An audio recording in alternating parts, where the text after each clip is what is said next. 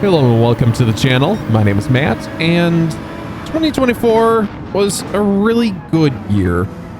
Starting out at the beginning of the year, I posted a couple of videos on my excitement and my skepticism of Le Mans Ultimate, and then finally being able to play and drive in the world of Le Mans Ultimate. And in late February, early March, we had something rather unexpected happen. It was Need for Speed Unbound came back after what we were thinking was going to be a typical fate of most EA games, or rather most Need for Speed games, is that they're supported for 6 months or less, and then that's it. On to the next one. But it was really awesome to see the team of Criterion, a very small team actually, being able to work on Unbound and provide not necessarily monthly updates, but probably quarterly updates on keeping the game alive. And it really was awesome to see what it was to experience, basically apart from Need for Speed World, really the first live service Need for Speed game. So that was awesome. And then in late March, we had a rather interesting video that did rather well. And that was my experience joining a racing league. And I thought I was just going to post that video. Nothing really much was going to happen with it, but it performed incredibly well to the point where it's apparently a lot of people felt very similarly after the years of COVID and social isolation. It seemed like the topic of struggling with personal relationships and just growing apart, maybe not having the same typical relationship as before, and things changing, and then moving on and dealing with joining, the uncertainty and the nervousness and the embarrassment that comes with joining a new group, and then posting quite a few videos on races with said group. For all intents and purposes, I do want to confirm that the group that I had joined, Downshift Racing, as of currently, I am no longer a part of that group, so I do want to wish everybody in that group rather well. Hope everybody's doing great, but I had the personal change that it wasn't quite for me, but we'll talk about that a little bit later. From there, new game releases or new updates for games, more Gran Turismo updates, more Need for Speed updates, and then a steady flow of Downshift Racing related videos had come from there until about middle of the year, where I brought back some product reviews, which I always like to do. It's always fun to be able to try out a brand new piece of sim racing equipment that you haven't had before and go through the paces of trying to work with it and figure out how it feels, how it works. And funny enough, I had gotten the shifter and I had gotten the clutch pedal, and the shifter is no longer with me, actually. I enjoyed using it, and I enjoyed learning how to do the H-pattern shifting, but with the time that I was only playing in Gran Turismo, I was only in a very competitive environment, and it was something that I needed to just work on more in my personal time. So sold it and got pretty much the same amount of money back, which is actually quite interesting. But maybe one day, maybe if Fnatic releases a version 2.0 of the H-pattern shifter, may I go back and potentially acquire one. But not a bad piece of kit, just wasn't for me, it turns out, at the end of the day. Now, towards the middle and the end of the year, again, more Gran Turismo videos came and went until I finally decided to stop with the Downshift Racing videos. But one of the big ones that I had was in kind of describing my sim racing setup for 2024. It was getting to the point that I finally had gotten a full rig set up with the standalone monitor and then the GT seat add-on. It essentially became the Next Level Racing GT track, which in all honesty, for what, 700 bucks? It's not too bad, but given the fact that you start out with a $200 stand and then you have to add a $500 seat, if you're just to take that money and just put it together, or just wait until you finally got a whole rig in general, 700 bucks can actually get you a pretty good aluminum extrusion rig. So given that, I like the idea that they had where, you know, after the fact, you can add on a seat if you decide to, you know, get a different space, a larger space where you have more room for an actual rig. I kind of like that idea of being able to upgrade after the purchase.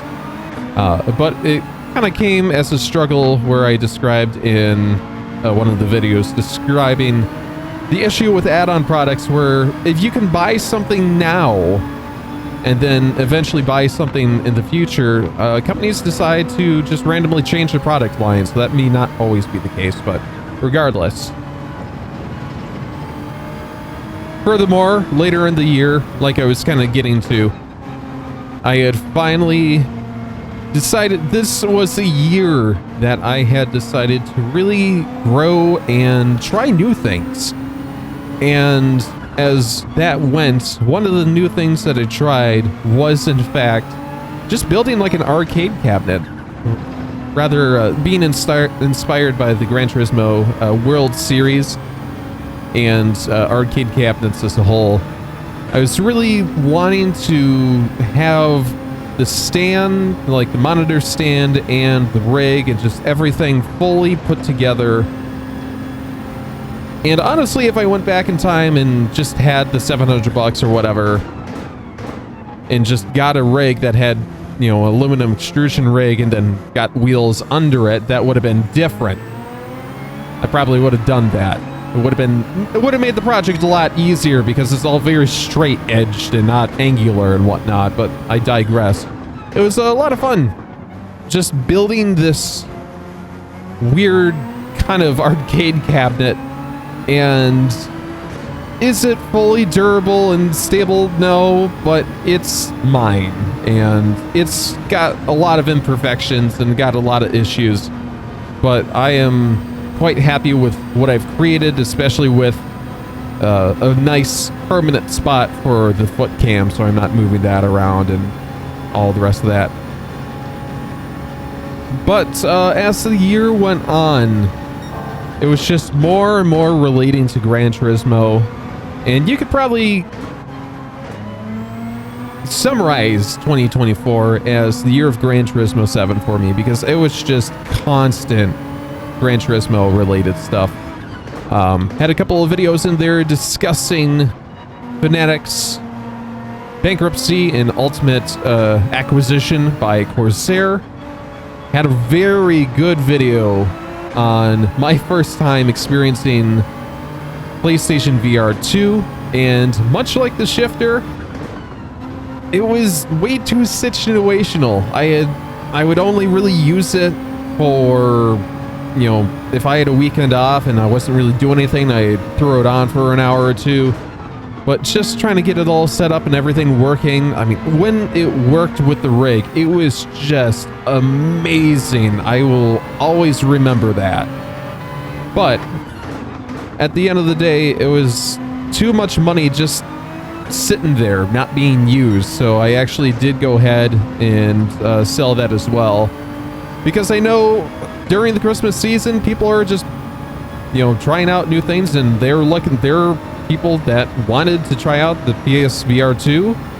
I had one and I didn't need it anymore, so it just kind of went with the shifter, and hopefully they are being well used by their new owners at this point. Throughout the year, I had quite a few Steam Deck reviews where it was more towards fall, where we had a couple of new game releases. So the thing that I always want to do, even into 2025, is doing those Steam Deck reviews, seeing how well these games work and if they are worth your time and energy. And towards the very end, I started to get a little bit nostalgic, or a little bit reflective, and talked a little bit about Forza Motorsport in its current state, and then Forza Horizon 5, come back to it after quite some time.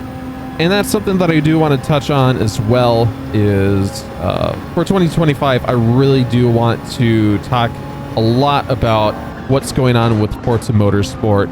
There were a ton of updates that I did not cover because there's a lot of other things going on at the same time. So I want to bring back focus to Motorsport, where it is a truly live service game where the team at Turn 10 are trying their best to ultimately rectify a poor release that was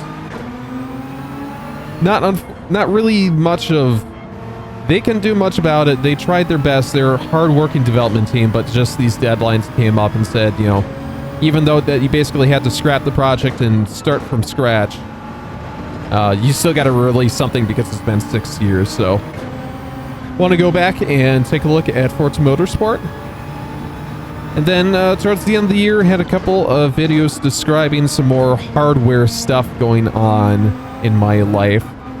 And one of them being the rack case setup. I've already torn it apart and reworked it in a way, and hopefully there'll be a new project, something really big that I will utilize my secondary channel for, that I hope you guys are really going to enjoy. They're kind of in the vein of my commentary videos of Downshift Racing, but more in general for another Gran Turismo kind of commentary thing. More on that soon.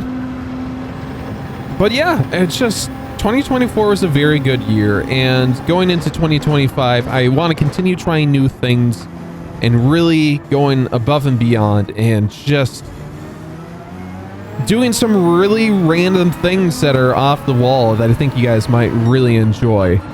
So thank you all for joining me in 2024. I gained nearly 300 subscribers in a single year.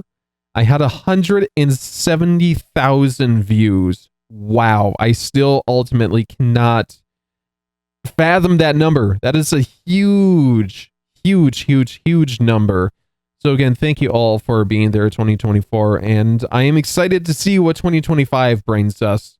Hopefully a more variety in content, a little bit less Gran Turismo, if I'm honest. It was quite a lot, but I still really enjoyed it. But again, thank you so much for being there in 2024. Excited for 2025. Again, if you enjoy this content, make sure to like, comment, and subscribe. Let me know down in the comments section what type of video series that you guys enjoyed the most. If there are any video series that you wanted me to expound on more, things that you would want me to try that I may have skipped over, let me know all down in the comment section below. Again, thank you so much for watching. Hope you guys have a wonderful day, and stay tuned for some awesome content. Take care. Bye.